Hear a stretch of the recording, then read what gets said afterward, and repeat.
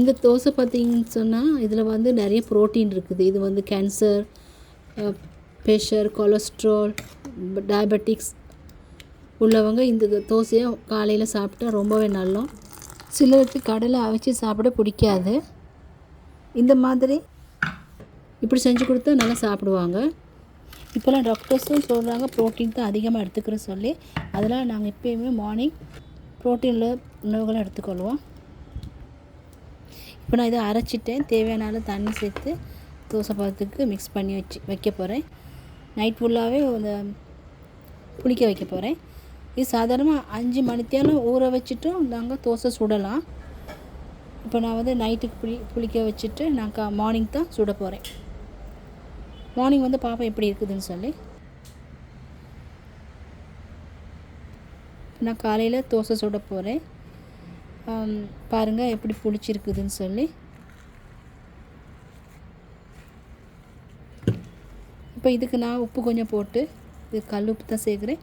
உப்பு போட்டு தேவையான அளவுக்கு திரும்ப கொஞ்சம் தண்ணி போடுறேன். ஏன்னு சொன்னால் இது வந்து மிச்சமாக திக்காக இருக்கிறனால தண்ணி கொஞ்சம் மிக்ஸ் பண்ணி தோசை பதத்துக்கு கரைச்சிக்கிறணும். இதோடு சாப்பிட்றதுக்கு நான் வந்து தேங்காய் சட்னின்னு செய்ய போகிறேன். இது கூட அரைக்கிறதுக்கு நான் பொட்டுக்கடலையோ நிலக்கடலையோ எதுவும் நான் சேர்க்க மாட்டேன்னு சொன்னால் ஏற்கனவே கடலை தானே வயிறு உப்புசம் உள்ளவங்களுக்கு கொஞ்சம் கஷ்டமாக இருக்கும். அதனால் அது சேர்க்கலை. அவங்களுக்கு வயிறு உப்புசம் இருந்துச்சுன்னா பெருங்காயத்தூள் சேர்த்துக்கொள்ளலாம். இதுக்கு நான் அரைக்கிறதுக்கு உப்பெல்லாம் சேர்த்து பிளெண்டரில் அரைக்க போகிறேன். தேவையான தண்ணி கொஞ்சம் சேர்த்து இப்போ அரைச்சி எடுத்தாச்சு.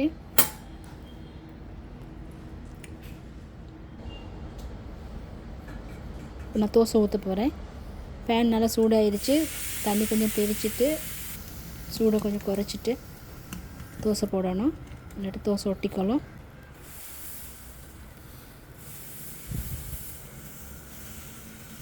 இந்த மாதிரி சுற்றி விட்டுட்டு நல்லெண்ணெய் கொஞ்சம் போடுறேன். நெருப்பை வந்து மீடியமுக்கு வச்சுக்கொள்ளுங்க. மீடியமாக வச்சுட்டு லைட்டாக ப்ரௌன் ஆகுற மாதிரி வேகப்படுவோம். அதே போல் வெந்த பிறகு மறுபக்கமும் திருப்பி போட்டுட்டு தோசையை எடுத்துடலாம். இந்த ரெசிபியை நீங்களும் செஞ்சு பாருங்கள். உங்களுக்கு பிடிச்சிருந்தால் ஒரு லைக் பண்ணுங்கள். இந்த வீடியோ உங்களுக்கு யூஸ்ஃபுல்லாக இருக்கும்னு நம்புகிறேன்.